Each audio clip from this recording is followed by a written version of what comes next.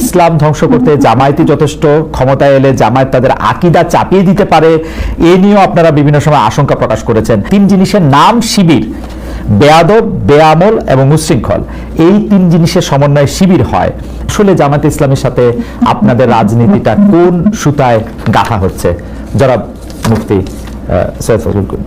দেখেন, জামাতও আমাদের ব্যাপারে অনেক বক্তব্য দিয়েছে।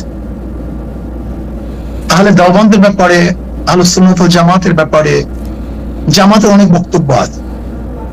তাসাউফের ব্যাপারে জামাতের বক্তব্য আছে। জামাত সেই বক্তব্য থেকে এক তিল পরিমাণ পিছপা হয়নি। আর আমরাও বিগত দিনে যে বক্তব্য দিয়েছি এবং আমাদের মুরব্বিরা যে বক্তব্য দিয়েছেন, তার থেকে আমরা এক চুল পরিমাণ এখন পর্যন্ত আপনার সাথে কথা বলা পর্যন্ত পিছপা হয়নি। যদি জামায়াত ক্ষমতায় যায়, প্রথম কওমি মাদ্রাসা বন্ধ করবে, এটা তাদের ফার্স্ট টার্গেট। এই জামাত যেখানে সেখানে লাগবে, যেখানে ইসলাম ধ্বংস হয়ে যাবে। আমরা যখন মতনৈক্য করি, যেমন ধরে নেন আপনার সাথে আমরা জমি নিয়ে দ্বন্দ্ব হতেই পারে, কিন্তু তখন দরকার কি দলিলের। ঠিক আপনার সাথে আমার একটা কোনো একটা মতনৈক্য হতেই পারে, ইসলাম নিয়ে বলে আমি সঠিক, আপনি বলে আপনি সঠিক, এটা আমি আশ্চর্য মনে কিছু নেই। কিন্তু তখন আসবে দলিলের। যার দলিল শক্তিশালী তার কথা সঠিক, আর যার দলিল দুর্বল তার কথা দুর্বল। কাজে এখন সেই বহস আমি যাবো না। রাইট, এখন সেই বহসের জায়গা না। রাইট, আমি মূল ভিত্তি বললাম। রাইট, মূল ভিত্তি দলিল।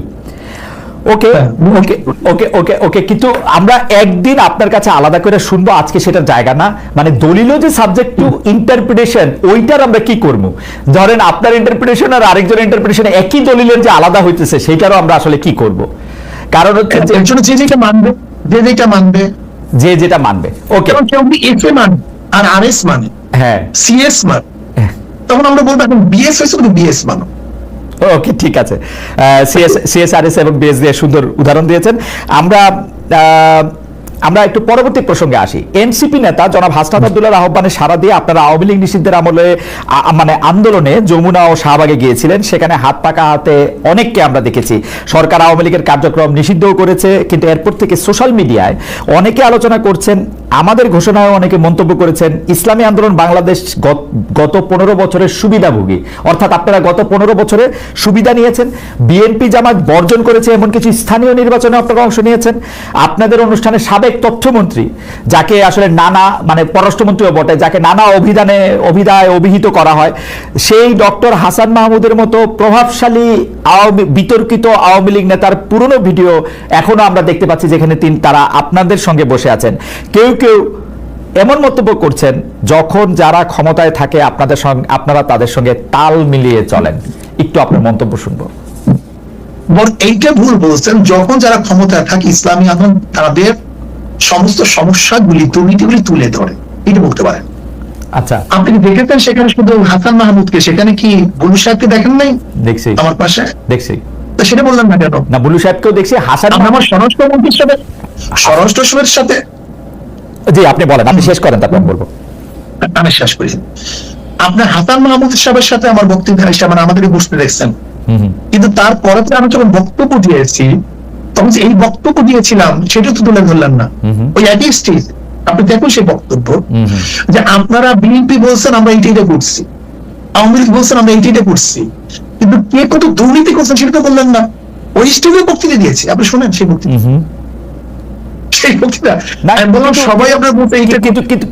কিন্তু শায়ক, ওই বক্তব্য অনেক বেশি সুগার কোটেড, নাম্বার 1। নাম্বার 2 হচ্ছে, আপনি বঙ্গবন্ধুকে নিয়ে, শেখ হাসিনাকে নিয়ে, শেখ হাসিনা যখন প্রধানমন্ত্রী ছিলেন সেই সময় যে বক্তৃতা করেছেন, এখন কি সেটা রিপিট করতে পারবেন বা রিপিট আপনি করতেছেন? শেখ হাসিনাকে নিয়ে আমি তারই কোনো বক্তৃতা করি। শেখ হাসিনাকে নিয়ে কোনোদিন প্রশংসামূলক। বঙ্গবন্ধুকে নিয়ে, শেখ সাহেবকে নিয়ে কেন বক্তৃতা করেছি, এটাকে এখন করবেন কিনা আবার 100 বার শোনেন। কেন করবো সেটা আমি বলি। আমি বললাম না আমি কোনো জিনিস রোজাত করি নাই, তো কোনো জিনিস রোজাত করিনি। ওকে, যখন শেখ সাহেবের মূর্তি টানানো হয়েছিল, তখন আমি কি বক্তৃতা করেছিলাম, যে 72 বছর পরে যদি লেনিনের মূর্তি ক্যারিং দিয়ে তুলে সাগরে ফেলে দেয়, তাহলে আজকে হোক কালকে হোক এই বুড়িগঙ্গা এই মূর্তিকে ফেলানো হবে। এই বক্তৃতা আমার। আমি শুনছি না, আমি যাই না, ওকে, এবং সেটা দেখছি। শেখ সাহেবের নিয়ে যে বক্তৃতা করেছিলাম, এটা কি বলতে চেয়েছি দেখেন, শেখ সাহেবের পরিবার কিন্তু এদেশে আসছে ইসলাম প্রচার করার জন্য। আমার মূল উদ্দেশ্যটা কি ছিল? শেখ সাহেব প্রথম কেন অ্যারেস্ট হয়েছিলেন? হিন্দুদের মাধ্যমে তিনি অ্যারেস্ট হয়েছিলেন মুসলমানকে বাঁচাবার জন্য। আমি কি বলেছিলাম? শেখ সাহেব প্রথম কি রাজনীতি শুরু করেছেন? মুসলিম লীগ, পাকিস্তানের পক্ষে রাজনীতি শুরু করেছিলেন শেখ সাহেব। তিনি এইটা করছেন সেইটা করছেন বলছিলাম কেন? নাস্তিকরা শেখ সাহেবকে ধর্মনিরপেক্ষবাদ নাস্তিকপন্থী বানাবার চেষ্টা করছিল। আমি আওয়ামী লীগকে তখন স্মরণ করে দিতে চাই, মূল ভুলবেন না, এদের পরিবার ছিল ইসলামের দাওয়াতে, কিন্তু সেখান থেকে ভেঙে যদি তারা নাস্তিকতাবাদ ধর্মনিরপেক্ষবাদ চাপিয়ে দেয়, তার মানে নিজের সাথে সে আত্মঘাতী করছে। ওই সময় শেখ হাসিনাকেও আপনি তারিফ করেছিলেন ওই একই বক্তব্যে, আপনি একই লাইনে বলেছিলেন যে শেখ হাসিনাও সেই বাবারই উত্তরাধিকার। আমার যতদূর মনে পড়ে, আমি একটু আগে শুনেছি, এবং তিনিও একই রকম ভালো মুসলমান, তিনি ভালো কাজ করতেন। আমি বলছি সেই পরিবারে, ওকে, আমি তার পরিবারকে ইঙ্গিত করে তাকে সজাগ করতে চেয়েছি যে আপনার বাবা দাদি দেখলে মুসলমান, তারা পীর ছিলেন, তারা দাওয়াত দিয়ে এসেছেন, আপনি ইসলামের খেলাফ, ইসলামের বিরুদ্ধে কোনো কাজ করতে পারেন না। যেরকম কোন ছেলেকে কেউ যদি সতর্ক করায়, তখন তার বাপ দাদার কথা বলে, তোমার বাবা এরকম ছিল, দাদা এরকম ছিল, ওকে, তুমি এই কাজ করতে পারবে না। আমার এই উদ্দেশ্য ছিল। কিন্তু সাহেব, আপনি correct me if I am রং, আপনি কি ওই সময় সাবেক প্রধানমন্ত্রী সরকারের, শেখ হাসিনার বা শেখ হাসিনা সরকারের এই 3টা খারাপ নির্বাচন, সীমাহীন দুর্নীতি, এগুলি নিয়ে আসলে কোনো এরকম একটা অবস্থান নিয়েছিলেন যেটা আপনার শক্তি দিয়ে আপনি আসলে নিতে পারতেন? আজকে আপনাদের বক্তব্য নাই, এমন কোন বক্তব্য নাই যে বক্তব্যে শেখ হাসিনার এবং তার 14 গোষ্ঠী এই মন্ত্রী পরিষদের আওয়ামী লীগের দুর্নীতি তুলে ধরি নাই, এমন কোন বক্তব্য সময় ছিল। আমার একটা রিডিং হলো আপনারা সেই সময় প্রধান শত্রু হিসাবে গণ্য করতেন হচ্ছে জামাতে ইসলামীকে, তারপরে আওয়ামী লীগের মন্ত্রীদের কিছু দুর্নীতির কথা আপনি বলতেন, কিন্তু বাংলাদেশের যে মানুষের উন্নয়ন, বাংলাদেশের মানুষের সুবিধা, সেগুলির কথাও বলতেন। তার ফলে সরকার, মানে সেই সময়কার সরকার একরকম খুশি হতো পীর সাহেব চরমনায়ের উপর বা শাহেকে চরমনায়ের উপর, যে তারা আসলে আমাদের পক্ষেই থাকছেন। মানে আমার রিডিং আর কি ওই সময়কার ব্যাপারে। সেই রিডিংটা কেন আপনার মধ্যে অনুভূতি কেন হয়েছিল? কারণ আপনারা জামায়াতের খুব সমালোচনা করছেন, তারপরে হচ্ছে সরকার প্রধানের সমালোচনা আপনারা সরাসরি করতেছেন না, 2-1 মন্ত্রী বা 2-1টা ঘটনার কথা বলে বলতেছেন। আমার মনে হয় আপনার কাছে দৃষ্টিগোচর হয়নি, আমার মনে হয়। আচ্ছা ঠিক আছে, আমি আবার চেক করবো না, একটা বক্তব্য। জি, আমি পল্টনে আপনার সরওয়ার্দীতে বলেছিলাম শেখ হাসিনা, আমি শুনি সে বক্তব্য। জি, আমি শুধু একটা এরকম 50টা বক্তব্য দিতে পারবো। জি, শেখ হাসিনা আপনাকে ভারত বাঁচাতে পারবে না, আপনাকে বাঁচাতে পারবে না, আপনাকে পুলিশ মিলিটারি আপনাকে বাঁচাতে পারবে না, আপনাকে ভারতে অবশ্যই ভাবতে হবে। সে বক্তৃতা শুনিয়ে না আপনি, অনেক আগে বক্তৃতা। আচ্ছা ঠিক আছে, আপনি যদি বলে থাকেন সেটা আপনার, মানে শেখ হাসিনার দুর্নীতি বা শেখ হাসিনা এইরকম খারাপ 3টা নির্বাচন দিয়েছে, এটা যদি আপনি বলে থাকেন সেটা ঠিক আছে। আমার দর্শকরাও নিশ্চয়ই শুনেছেন, শুনবেন, আমিও শুনেছি। সরকারের প্রতি আপনার সমালোচনা ছিল, কিন্তু সেইটা ছিল হচ্ছে 2 বা 3 নাম্বারে সরকারের প্রধানের প্রতি আপনি মাননীয় সাহেব, সরকার প্রধানের প্রতি ইউ আর সফট, সরকার প্রধানের প্রতি। না, এটা ভুল, এটা ভুল, এই মেসেজ আপনার কাছে সম্পূর্ণ ভুল। আচ্ছা ঠিক আছে, ঠিক আছে, ভুল। আচ্ছা, আমি পরবর্তী প্রশ্নে আসি। সরকার প্রধানের ব্যাপারে আমি যে মন্তব্য করেছি, এরকম বক্তব্য আজ পর্যন্ত কেউ দেয়নি। আচ্ছা, আমি একটু পরবর্তী প্রসঙ্গে আসি। 71 মুক্তিযুদ্ধের সময়টাও আছে কিনা সেটা সেদিন আপনি স্পষ্ট করেননি, আজকে এটা স্পষ্ট করবেন? মানে আপনি, অনেকেই প্রশ্ন করছেন যে জামায়াতের মাননীয় আমির ক্ষমা কিসের জন্য চাইলেন, মানে 47-এর পর থেকে শুরু করে আজকে পর্যন্ত, শুধু 71 না, 47-এর পর থেকে শুরু করে আজকে পর্যন্ত আমাদের দ্বারা যত মানুষ যত জায়গায় কষ্ট পেয়েছে, কেউ যদি ক্ষতিগ্রস্ত হয়ে থাকে, সেই মানুষগুলো, তাদের সকলের কাছে আমি বিনা শর্তে ক্ষমা চেয়েছি। কেন ক্ষমা চেয়েছি? আমরা মানুষ, ইন্ডিভিজুয়াল মানুষ যেমন ভুল করতে পারে, মানুষের সমষ্টি একটা দলেরও বিভিন্ন ভুল সিদ্ধান্ত থাকতে পারে। কোনটা ভুল কোনটা সঠিক ইতিহাস এটা নির্ধারণ করবে। আজকে যেটাকে ভুল বলা হচ্ছে কালকে এটাই হয়তো সবচেয়ে বড় সঠিক হিসাবে প্রমাণিত হবে। আর ইতিহাসের পালাবদলে রাজনীতিতে সবাই জিতে না, কেউ জিতে কেউ হারে। আমরা আদর্শবাদী একটা দল, আমরা বিশ্বাস করি আমরা মানুষ ভুলের ঊর্ধ্বে নই। আমাদের দ্বারা, আমাদের সহকর্মীদের দ্বারা মানুষ বিভিন্ন ক্ষেত্রে কষ্ট পেতে পারে, ক্ষতিগ্রস্ত হতে পারে। আমি সব কিছুর জন্য কোনো শর্ত আরোপ না করেই মাপ চেয়েছি। ওকে, মানে 47 এবং থেকে মাপ চাওয়ার মধ্যে কোনো পরাজয় নাই, লজ্জা অবশ্যই নাই। 47 থেকে আজ পর্যন্ত যে কোনো কিছুর জন্য মানুষ আপনাদের কাছ থেকে যদি কোনো ধরনের আঘাত পেয়ে থাকে তার জন্য আপনি দুঃখ প্রকাশ করেছেন বা ক্ষমা চেয়েছেন। এর ভিতরে সব ঢুকে গেছে, কোনো কিছু বাদ নাই। ওকে, এভরিথিং ইনক্লুডেড। আচ্ছা, এবং এটা আনকন্ডিশনাল, মানে অ্যাপোলজি দিয়ে আনকন্ডিশনাল পার্ডন সিক করেছে।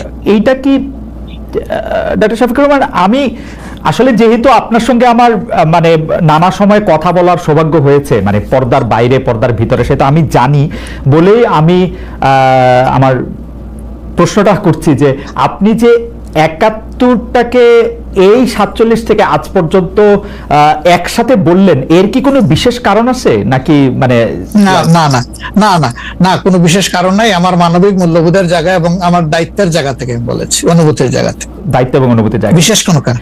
আচ্ছা, আমি আবার 2-3 দিনের ঘটনা একটু আসি। আমরা 2টা ঘটনা আমরা দেখেছি যে আমাদের অনেককে ব্যথিত করেছে। একটা হচ্ছে লালমনিরহাটে একজন যিনি নরসুন্দর, তিনি এবং তার ছেলেকে খুব আয়োজন করে মারধর করা হচ্ছে এবং তাদেরকে টেনে নিয়ে পুলিশের কাছে নিয়ে যাওয়া হয়েছে। এবং আরেকজন যিনি 2018 সালের ডিসেম্বরের রাতের ভোট বলে খ্যাত নির্বাচনের যে প্রধান নির্বাচন কমিশনার, তাকে আসলে খুবই অপমানজনক ভাবে মানে থানায় নিয়ে যাওয়া হয়েছে এবং সেটা আবার ভিডিও করা হয়েছে।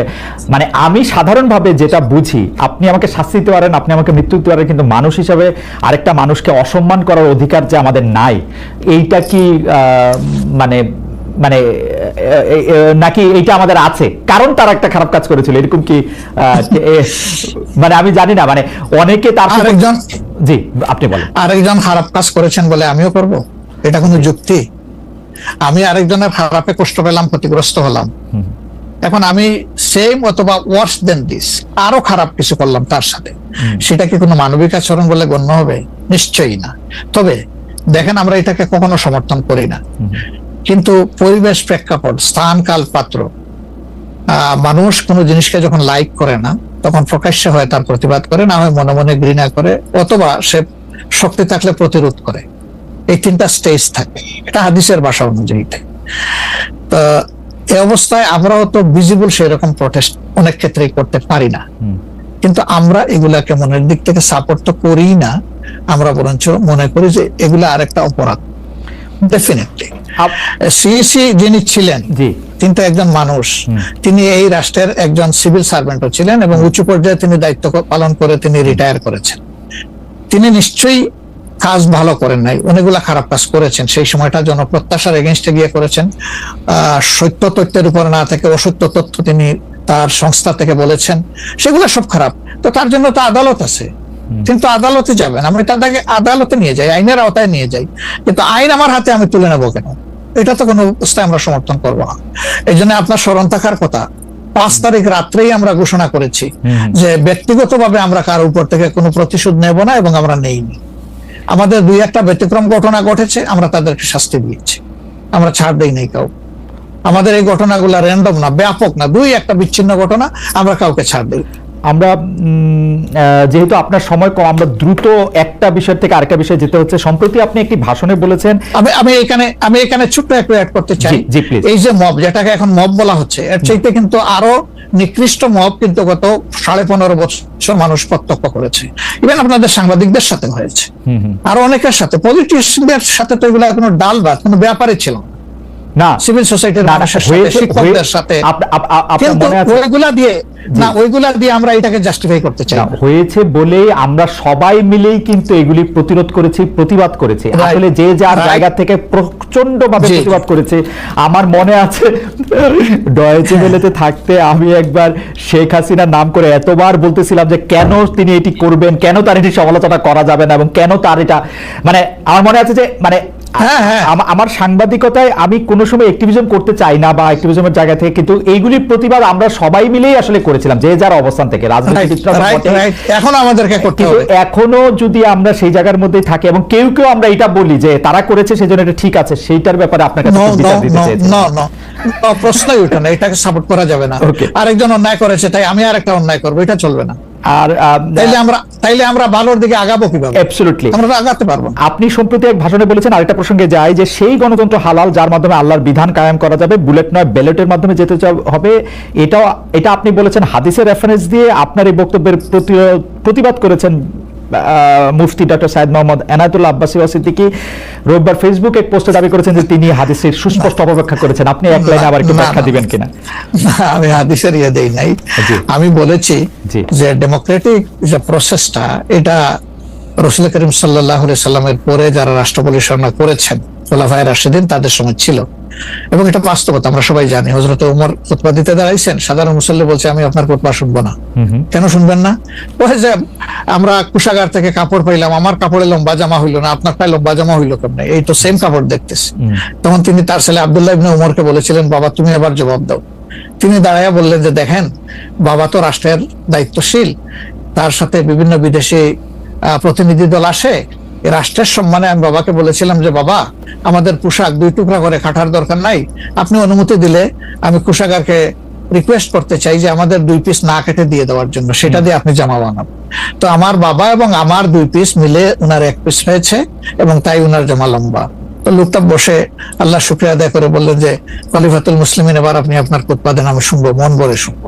তো এই দেখেন, এটাই তো বিউটি অফ ডেমোক্রেসি। ওই যে আপনি ফ্রিডম অফ এক্সপ্রেশন বললেন, এর চাইতে ভালো ফ্রিডম অফ এক্সপ্রেশন কোথায় পাবেন আপনি?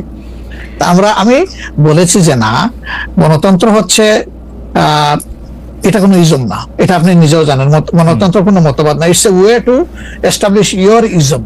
আপনি যেটা চয়েস করেন, এটা ক্যাপিটালিজম হইতে পারে, সোশ্যালিজম হইতে পারে, কমিউনিজম হইতে পারে, এরকম যেটাই হোক সেটা আপনি করবেন। কিন্তু এটা একটা ওয়ে, এই বাহনের উপরে আপনি চড়ে যাবেন। সেটা যদি আল্লাহর দিন কায়েমের উদ্দেশ্যে হয়, তাহলে অবশ্যই এটা মুসলমানদের জন্য হারাম হওয়ার কথা না। এখন আমার কথার সাথে তো ডিফার করতেই পারেন, উনি একজন লার্নেড মানুষ, আমি তাকে রেসপেক্ট করি এবং কারো ডিফারেন্সটাকেও আমি রেসপেক্ট করি। কারণ এটা না হলে তো আপনার ফ্রিডম অফ এক্সপ্রেশন থাকবে না এবং মাল্টিকালচারাল সোসাইটি বিল্ড আপ করা সম্ভব হবে না। আচ্ছা, অ্যাবসলিউটলি ফাইন।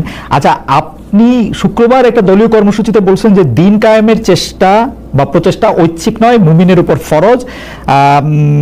আরবার আপনাদের দীর্ঘদিনের একটা স্লোগান হচ্ছে এরকম, আল্লাহর আইন চাই। এখন একটি নতুন প্রচারণা, মানে অনেক দলকে ক্ষমতায় দেখা যায়, মানে জামাত ইসলামের একটা নতুন প্রচারণা এরকম যে অনেক দলকে ক্ষমতায় দেখা হয়েছে, জামাতকে একটিবার সুযোগ দেওয়া হোক, আপনারা যদি নির্বাচনে জিতে ক্ষমতায় যেতে পারেন তাহলে কি বর্তমান ব্যবস্থা পাল্টে কোরআন সুন্নাহ ভিত্তিক শাসন বা শরিয়া ব্যবস্থা চালু করবেন?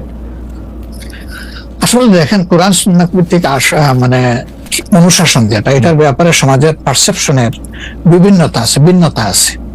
আমাদের বাংলাদেশের যে সংবিধান আছে, এই সংবিধানের অনেকগুলা আর্টিকেল, অনেকগুলা ধারা উপধারা কোরআনের সেন্সের সাথে পুরোপুরি